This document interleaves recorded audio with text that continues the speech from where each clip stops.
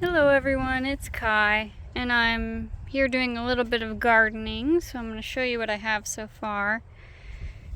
Got lettuce in this line. This isn't a raised bed, I just took one of these troughs.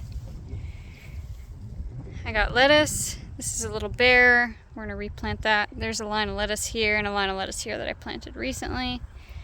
So we got some leaf lettuce little guys. Here is going to be the beets.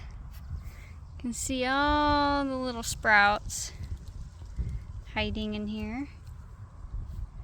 Some good ones. And then here we have Swiss chard. You just got a few little guys right along here. My other one is empty right now, but this one is going to have carrots and I think peppers. And then over here, I have blueberries. 1, 2, 3, and then I have 1, 2, 3. And these are a legacy, and these tall ones are a blue crop. So they're like a 4-foot tall. You can see they got leaves coming on. Real nice looking so far. This one's struggling.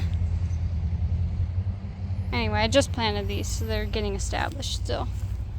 I think these probably look the best.